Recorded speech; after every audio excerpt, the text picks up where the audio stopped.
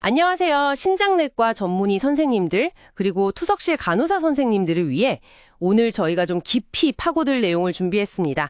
바로 2019년에 개정된 KDOQI 혈관통로 임상진료 지침, 그중에서도 액세스 크리에이션, 그러니까 투석혈관 조성에 관한 핵심 권고 사항들입니다. 보내주신 자료를 바탕으로 해서요. 혈관 만들기 전 감염 예방부터 마취, 또 문압, 봉합, 그리고 수술 중 보조 처치까지 이 최신 권고들이랑 근거 수준을 좀 명확하게 정리해 보려고 해요. 복잡한 가이드라인 속에서 정말 실질적인 핵심만 빠르게 얻어가시는 게 오늘 저희 목표입니다. 자, 그럼 바로 시작해 볼까요? 첫 번째는 권고 8.1인데요. 조성 전 감염 예방에 대한 겁니다. KDOQI에서는 혈관 만들기 전에 치과 감염이라든지 골수염 같은 잠재적 감염 위험을 확인하려고 상세한 병력 청취랑 신체 검사를 하는 게 합리적이다. 이렇게 권고하죠. 이건 전문가 의견 기반이고요. 네, 이게 아주 기본적인 것 같지만 아무리 강조해도 지나치지 않습니다. 혹시라도 숨어있는 감염원을 놓치고 액세스를 만들면 아시다시피 심각한, 정말 치명적인 합병증으로 이어질 수 있거든요. 그러니까 시술 전에 철저하게 확인하는 건 필수입니다. 여기서 합리적이라는 표현은 아주 강력한 연구 증거보다는 임상적인 타당성에 좀 더 무게를 둔 거다, 이렇게 보시면 될 것 같아요. 네, 감염 예방 다음으로 또 중요한 게 수술 시 통증 관리일 텐데요. 이건 어떻게 접근해야 할까요? 권고 8.2가 마취 방법을 다루는데 이게 좀 흥미롭더라고요. AVF 수술할 때 부위 마취랑 국소 마취에 뚜렷한 우위가 없다는 점이요. 그 점이 그렇죠. 임상에서 좀 재밌는 부분이죠. 이론적으로는 부위 마취나 전신 마취가 혈관을 최대 25%까지 확장시켜준다고 하니까요. 그래서 수술 시야 확보나 좀 작은 혈관 선택에 유리할 수 있겠다, 이런 기대가 있었죠. 근데 이게 실제 AVF 성숙도 향상이라든지 아니면 장기적인 사용 가능성 증가로 이어진다는 그런 일관된 증거는 좀 부족합니다. 예를 들어서 스텔렛 갱리온 블락 연구는 성숙기간 단축 효과만 좀 보였고요.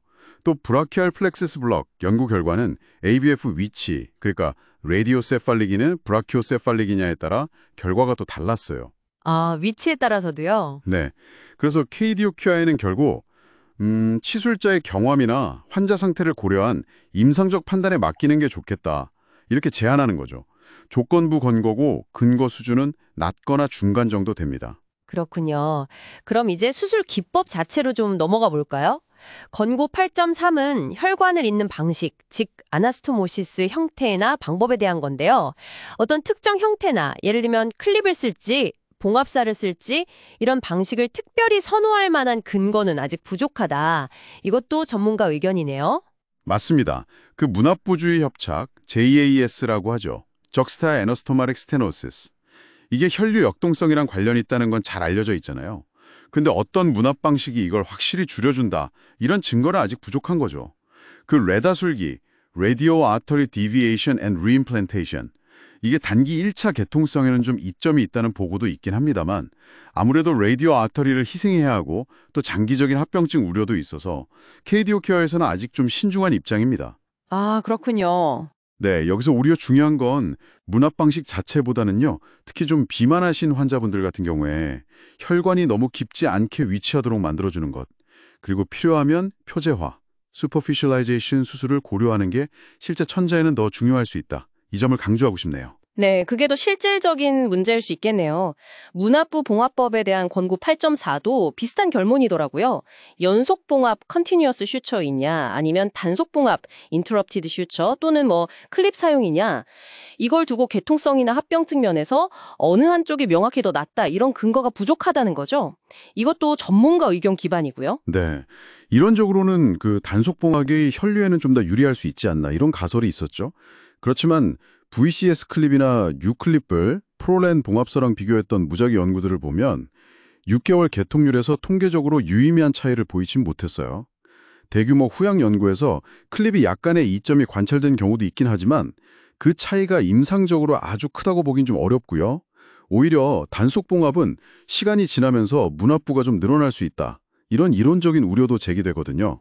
그런 단점도 있을 수 있군요. 네. 그래서 결국 이것도 시술자의 숙련도나 선호도가 중요한 결정 요인이 될 수밖에 없는 것 같습니다. 알겠습니다. 자, 마지막으로 권고 8.5, 8.6, 8.7인데요. 이건 수술 중 보조 처치에 대한 내용입니다. ABF 성숙이나 ABG 개통성 개선을 위해서 동종 내피 20편 얼로제닉 엔도실리얼 임플란트라든지 아니면 췌장 엘라스타제, 팬크레틱 엘라스테이스 같은 약물을 사용하는 것, 이게 현재로서는 권장되지 않는다는군요. 네, 그렇습니다.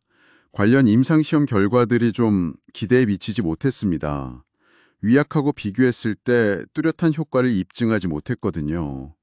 그래서 조건부 권고이고 근거 수준도 매우 낮거나 중간 정도에 그칩니다. 그 외에 수술 중에 성숙을 좀 돕기 위한 다른 처치들, 예를 들어서 1차적 풍선 혈관성 용술, 그러니까 프라이머리 뱀 같은 거나 단계적 정맥 전유술 같은 기법들이요. 이런 것들은 아직 근거가 좀 제한적이라서요. 집도의의 임상적 판단 그리고 전문성에 기반해서 개별적으로 접근하는 게 합리적이다. 이게 KDOQI의 입장입니다. 이것도 거의 전문가 의견에 가깝다고 봐야죠. 네, 오늘 쭉 정리해보니까요. 투석혈관 조성에서 마취 방법이나 문합, 봉합 방식 같은 기술적인 선택들은 아직 명확한 정답이 있다기보다는 시술하시는 선생님의 경험과 판단이 여전히 중요한 영역으로 남아있는 것 같습니다. 하지만 조성 전에 감염 위험 평가는 이건 정말 필수적이고 또 현재로서는 특정 생물학적 제재 사용은 근거가 부족하다. 이 점은 꼭 기억하는 게 중요하겠네요. 네, 맞습니다. 여기서 마지막으로 좀 생각해 볼 만한 질문을 던지고 싶습니다. 이렇게 특정 수술 기법에 대한 근거는 부족하고 또 JAIS 같은 문제는 혈류 역동성과 아주 밀접하게 관련되어 있다고 한다면 앞으로 CFD 모델링이라든지 아니면 RASTL 같은 새로운 술식에 대한 장기 연구들이 정말로 혈관 통로의 생존율을 획기적으로 개선할 그런 명확한 답을 줄 수 있을까요?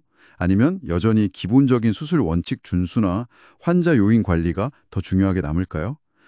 이 질문을 임상 현장에서 계속 고민해 보시면 좋겠습니다. 네, 아주 중요한 질문인 것 같습니다.